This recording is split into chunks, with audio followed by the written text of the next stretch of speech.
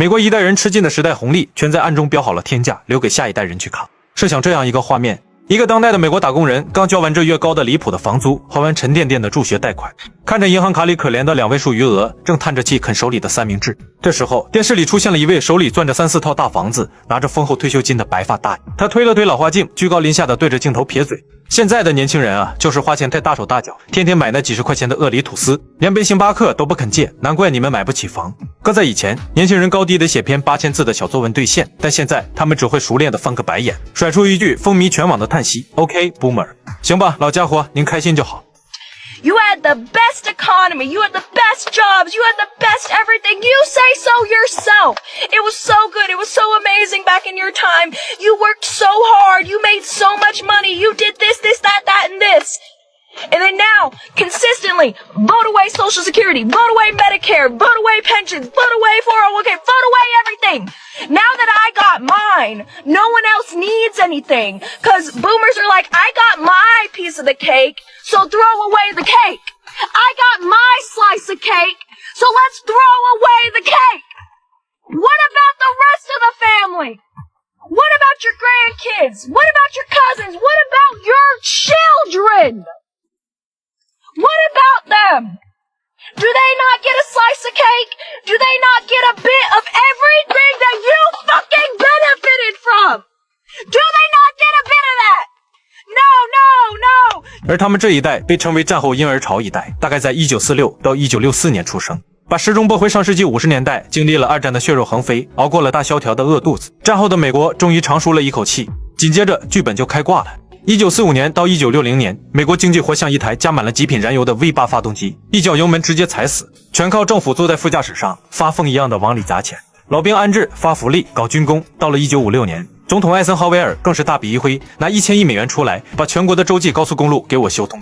结果就是 GDP 一路狂飙，失业率被死死按在 5% 以下，老百姓的兜里第一次有了沉甸甸的感觉。钱一多，生活方式肉眼可见的变了。首当其冲的是轮子，以前觉得家里有匹好马，那就是村里最靓的仔。战后大家突然发现，要是没个4个轮子，出门你都不好意思跟邻居打招呼。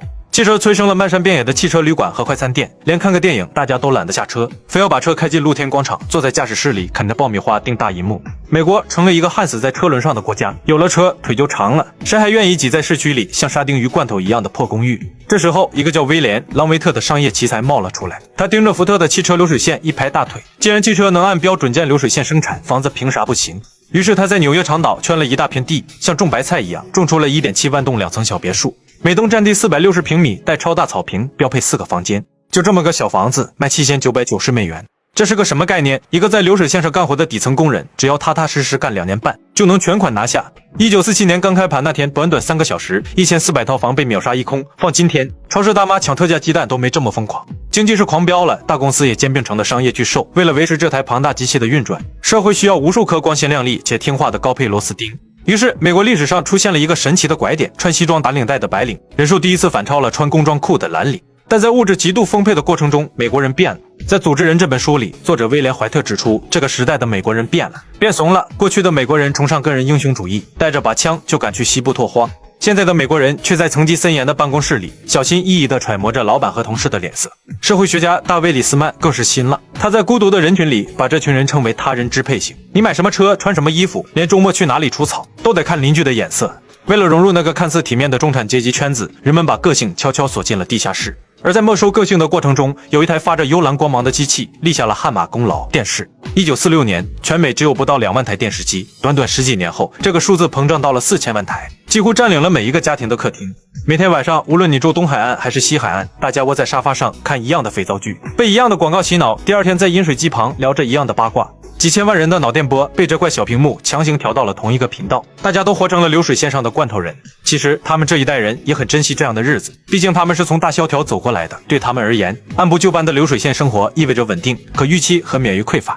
只是他们的孩子不那么珍惜。战后这批从小喝着足量牛奶长大的年轻人们觉得太咸，咸到蛋隐隐作痛。自己如果跟父母一样好好上学，上好学，找个好工作，一生平淡的度过，感觉没有意义。他们没挨过饿，也没打过仗，看着每天对老板唯唯诺诺、穿着同款西服的爹妈，这帮经历过剩的小年轻觉得自己的父母活得太憋屈。既然主流社会要求大家整齐划一，做个安分守己的螺丝钉，那我们偏要搞非主流。于是西海岸的大街上溜达出一群被称为垮掉的一代的青年，听名字挺唬人，其实就是那个年代的叛逆文艺青年。他们开着破车，在美国大陆上漫无目的的狂飙，主打一个追求瞬间的快感。文青们写诗大骂，说这个被资本填满的社会简直是个要求活人献祭的怪物，要把年轻人的灵魂变成行尸走肉。保守派的长辈们气得牙痒痒，大骂这群小兔崽子是在毁灭文明。光有文学还不够解闷，音乐必须跟上。长辈们爱听慢吞吞的流行老歌，但年轻人觉得这根本消耗不掉体内的卡路里。这时候，一盘融合了黑人布鲁斯、白人乡村音乐的大乱炖出锅摇滚乐诞生。一个叫埃尔维斯·普雷斯利的帅小伙抱着吉他蹦上舞台，他狂野扭动胯部的幅度，让看电视的家长们直捂眼睛，却把全美少男少女迷得神魂颠倒。大家送了他一个响亮的名号——猫王。他一开嗓，首张唱片《伤心旅馆》瞬间卖爆，生前一共干出了5亿张的销量。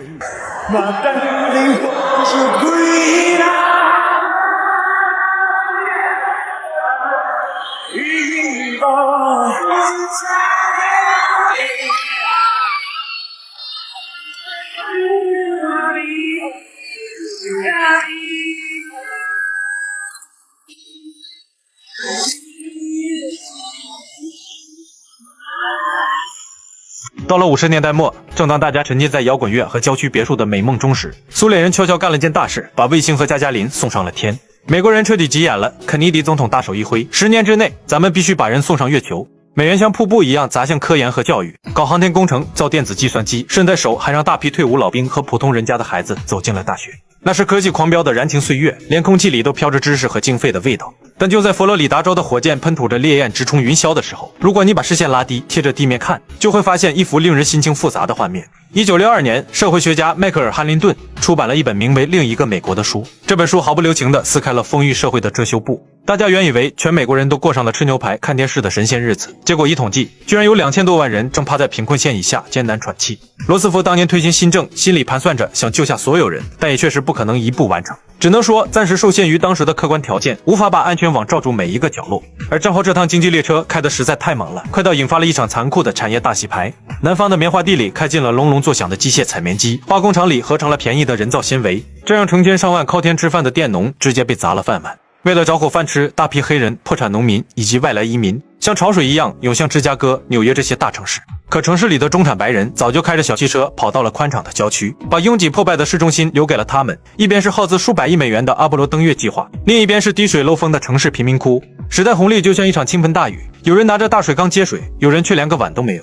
战后美国社会享受到了普遍的富裕，他们却被遗忘，成为经济繁荣无法触及的死角。直到60年代，肯尼迪与约翰逊发起声势浩荡的向贫困开战运动，这些人的处境才开始有所好转。那些听着猫王长大的年轻人，很快就要在接下来的60年代走上街头，掀起惊涛骇浪。那些被遗忘在另一个美国里的少数族裔和破产农民，也即将发出震耳欲聋的怒吼。这也难怪，当一位名叫约翰·肯尼迪的小伙在1960年大选前夕站出来，指着远方喊出那句著名的新边疆时，能瞬间击中那么多人的神经，因为大家心里都清楚，旧的那个完美温室早就该开窗透气了。经济的狂飙或许能用物质喂饱大多数人的胃，但永远无法填满人性的复杂。每一代人都在拼命享受上个时代的红利，又在不知不觉中为下一个时代的动荡埋下雷。这群婴儿潮一代是真正含着罗斯福新政的金汤匙出生并长大的一代，在他们成长的黄金岁月里，美国社会的底色是强有力的国家干预和高昂的富人税率。当这群听着猫王的年轻人步入中年，开始买房置地，进入管理层并掌握话语权时，他们对世界的看法发生了根本性的翻转。当他们稳稳坐上财富和权力的列车后，并开始系统性的拆解那个曾经滋养过他们的福利国家体制。当他们是穷光蛋时，觉得高福利简直太棒了。可当他们自己变成了要交重税的中产和富人时，看着工资单上被扣掉的钱，他们的屁股决定了脑袋，开始拍桌子了。凭什么拿老子辛辛苦苦赚的钱去养那些不干活的穷汉？恰逢70年代，美国因为石油危机陷入了滞胀危机，这帮已经掌握话语权的婴儿潮一代终于找到了完美的借口。1980年，里根总统闪亮登场，他用一句名言击中了这群中年人的心房：政府解决不了问题，政府本身就是问题。于是彻底改变美国国运的新自由主义登场了。它的核心教义非常简单粗暴，给富人和企业疯狂减税，解除金融监管，打压工会，削减公共福利。为了让底层老百姓心甘情愿地接受这套理论，他们包装了一个极其性感的概念——涓滴效应。他们信誓旦旦地说，别仇富，只要给大企业和华尔街减税，富人手里有钱了，就会去投资建厂，去搞科技创新，蛋糕做大了，财富就会像香槟塔的水滴一样，滴答滴答漏到你们穷人的碗里。这个所谓的新自由主义有3个最爱吹嘘的神话。第一就是给富人减税就能刺激投资，最后惠及穷人。听起来是不是逻辑完美？经济学家加尔布雷斯曾用一个段子讽刺过这个理论，这就好比说，只要你给一匹马喂下足够多的燕麦，等它排泄的时候，路边的麻雀总能从马粪里啄出几粒没消化的麦子。现实比段子更魔幻，当大企业和富豪们因为减税省下了几百亿、上千亿美元时，他们拿去建工厂，给工人涨工资，或者去搞高风险的科技创新了吗？根本没有，资本是极度趋利且厌恶风险的，他们拿这笔巨款去玩金融魔术了。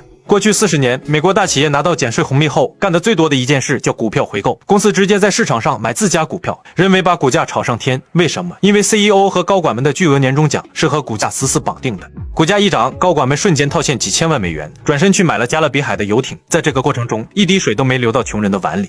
至于工厂，为了追求极致的低成本，他们全外包到了亚洲和墨西哥，把本土蓝领一脚踹下了车。什么特斯拉的光荣，苹果的先进，跟他美国底层老百姓有条毛的关系。第二个光纤理论就是减税促成科技创新，这更是对科技史最大的贪天之功。新自由主义天天吹捧是低税收孕育了硅谷奇迹，改变世界的互联网、GPS 导航、智能手机里的触摸屏、Siri 语音算法是怎么来的？全都是当年美国政府用向富人征收的重税，通过国防部和国家科学基金会不计成本硬生生砸出来的。是国家用高税收承担了早期研发的巨大风险，等基础技术成熟了，硅谷的资本才跑进来做成产品，赚得盆满钵满后，反过头骂政府阻碍了创新，要求免税。这叫端起碗吃肉，放下筷子骂娘的操作，就是资本惯用的手段。第三就是福利制度养懒汉，导致社会发展停滞。新自由主义者最喜欢用狼性法则洗脑，福利太好会让穷人变懒，必须保持不努力就会饿死的压力，社会才有活力。美国历史上经济增长最强劲，科技大爆发，中产阶级最庞大，底层收入增长最快的黄金时代，恰恰是向富人征收极高重税、工会极其强大的50到70年代。为什么？因为健全的福利制度不仅不会养懒汉，反而能真正促进创新。你仔细想想，一个人到底是在连看个盲肠炎都会破产，一旦失业就立刻无家可归的丛林里更敢于去创业试错，还是在即使创业失败，孩子依然有学上，老人生病有医保的社会安全网里更敢于冒险？当你一旦失业，房贷就要断供，几万美元的大学学费压得你喘不过气时，你还敢去追求什么改变世界的梦想吗？你不敢，你只会老老实实在格子间里卷生卷死。老板让你凌晨2点回邮件，你也只能咬着牙说好的。失去福利兜底的社会激发出来的根本不是活力，而是普遍的恐惧。恐惧是杀灭创新最毒的药。他们在年轻时享受着罗斯福新政的安全感，把个人的浪漫和叛逆玩到了极致。在步入中年后，他们拥抱了新自由主义的资本狂欢，赚得流油。这群人把凯恩斯主义和新自由主义这两件本来应该装在同一个工具箱里的工具，硬生生搞成了势不两立的信仰。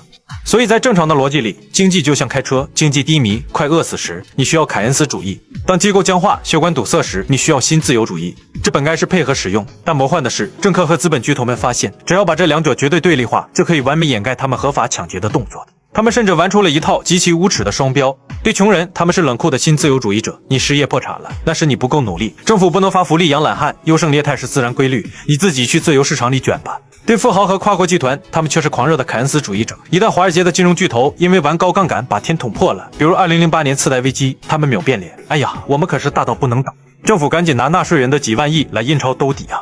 这就叫利润私有化，风险全民化。这就是两大理论被对立后产生的最魔幻的形态，左右脑反反复复互搏。